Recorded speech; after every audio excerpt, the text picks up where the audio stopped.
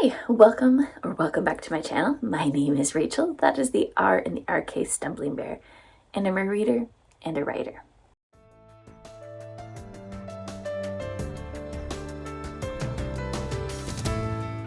And today I am back to share with you my top 10 fantasy series of all time. Now, how I make my top 10 best of lists is when it's a series, I have to have read everything in the series. So any series that is ongoing doesn't count for this. And when I looked at all my completed series, I had completed 36 fantasy series. And then I broke it down even further and I made sure that there was only one author on the list. So the authors that I've read multiple series of, I could only choose one series for this list. And unsurprising to me, this list is very teenage influence heavy. That's really the times I finished series, was when I was a teenager. I find that I have more open series now. But if you want to know some of the series I'm trying to finish this year, I will send you over to this video. So we're just going to go jump in. And for my top 10 favorite series, number 10 is Chronicles of the Chisuli by Jennifer Roberson. And this is a series where a prophecy has been given about a family, and it's something that can only be fulfilled after generations, because you need a mixture of ethnic bloods to get that. So the first book starts off with Alex, who thinks she's just a common soldier's daughter, and she's kind of been flirting with the prince. He kind of likes her as well, and then come to find out she's actually the daughter of the king, and the prince, who knows he's not the child of the king, he knows he's the nephew. So they find out they're cousins, first cousins, and they're like, okay, no, this is weird. Alex ends up marrying someone else, but they make a deal that Alex's child and his child will marry. And ends up she has a boy and he has a girl. So they end up getting married to make the next generation, and it goes on like that. From what I remember of the series, it was very like fantasy, kind of generic. And I don't know if it would hold up on a reread, I'll be honest, but it does make this list. So coming at number 9, I have The Belgrade by David and Lynn Eddings. This is another one of those epic older fantasies, and actually it was a college friend who got me into this because he really loved it, and he was like, here, you have to read it. It very much is a journey book. The quintessential orphan finds out that he's actually royalty, has to go on a journey, gathering different people along the way. However, I really enjoy Eddings' like world building. Like each country is very distinct. You get very like Silk lives in my head rent-free, Cedra lives in my head rent-free, Polgara lives in my head rent-free. Oh my gosh, I love Polgara. So these are characters that have stayed with me, even though you can say that this is a pretty generic like fantasy story. I still very much enjoyed it. Coming in at number 8, I have the duology Castle in the Sky by Elizabeth Winthrop.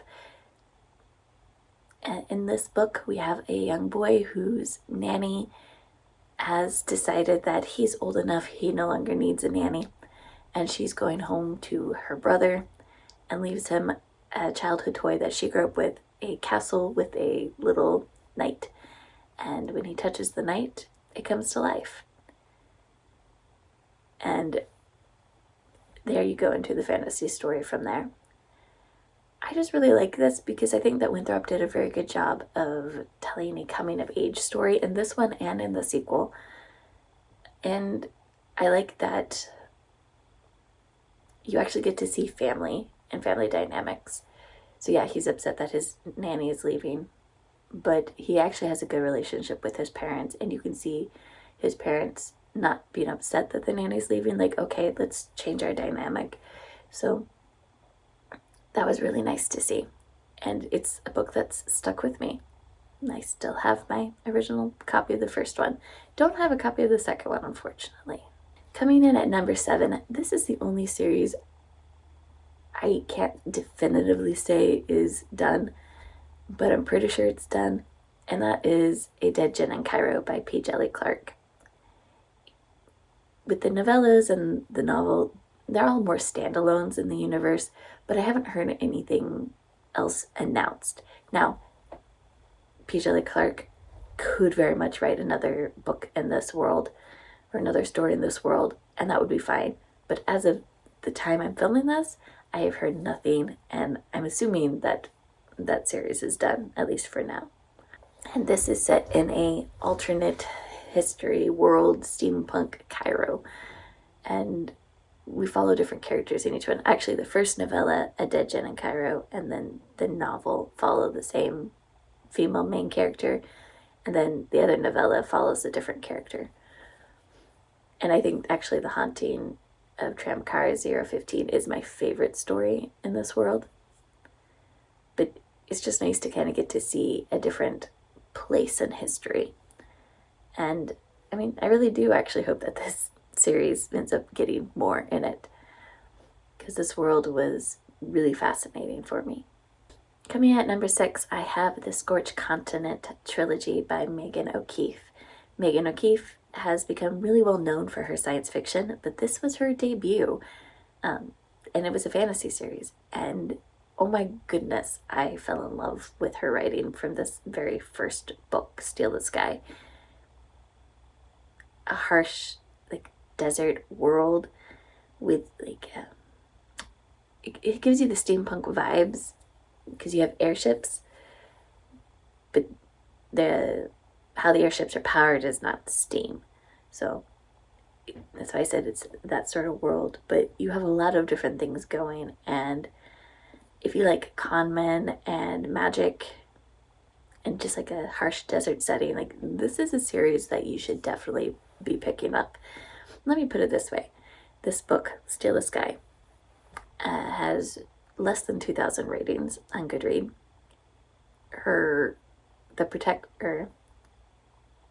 The Velocity Weapon, which was her first sci-fi series, has like 8,000 ratings. So she definitely blew up in her sci-fi, and I wish more people would go to her backlist and read her fantasy. Coming in at number 5, I have The Children of the Red King, or better known as the Charlie Bone series. The first book is Midnight for Charlie Bone, and I've heard a lot of people say that this is a riff off of Harry Potter, but I think it was kind of being written about the same time or slightly different time periods.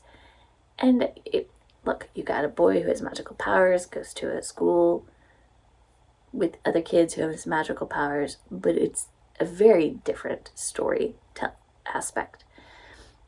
And this one, The Children of the Red King, there was a Red King who came from Africa, came to Wales and Great Britain, married, had 10 children, and these are the stories of the different children and how they say 5 of them went evil and 5 of them went good, and just the different battles that are going on. And it's completely adorable. I did a reread of this like 2 years ago and absolutely loved it. This holds up, and yeah, definitely want to share this with my grandkids when they're older. Coming at number 4, I have the Tide Child trilogy by R.J. Barker. This is a fantasy world with dragons, and it's another very harsh fantasy world. I find with my modern fantasy, I'm liking more grittiness to it, but this follows a ship of convicts, prisoners, and when you're a convict prison, you're put on a black ship. And it's basically looked as if you are just out there to die now. You're working till the end of your life kind of thing. And a daughter of a favorite household falls to the ship, takes control of it, and makes it into a very legitimate fighting crew. But there are some bigger fantasy plots afoot, which the daughter of the favored house, who actually herself is not favored, is involved with. And then we see this all through some guy's, I forget his name, point of view of the story of how he becomes her like first mate. And when you get to the third book, you finish it, you can see from the very beginning how everything has actually been plotted and ties together so nicely. So this is a wonderful fantasy trilogy. One caveat I do have to say is you have to like fantasy that happens on ships, because you do get a lot about the ships, which helps you to understand the warfare later. But trust me, it's definitely worth it. 3, I have another teenage favorite, and it's one that I continually reread to this day, and that is The Enchanted Forest Chronicles by Patricia C. Reed. This first one starts with Cimarron, who's a princess who is not like other princesses and decides that instead of getting married, she's going to go off and work for dragons instead. Each book does follow a different main character's point of view, but it is an interconnected story. So, and I absolutely adore this series. Coming at number 2 is The Song of the Lioness by Tamara Pierce. And you can see I have like one of the original covers here. And this is following Alana as she decides to dress up as a boy and become a knight. And then coming into her own later on in the series, once she reveals to everyone that she's female. And this just found me at the perfect time when I was growing up and has become an all-time favorite. And I love that you get to grow up with Alana through this series. And then coming in at number 1, I have Damar by Robin McKinley.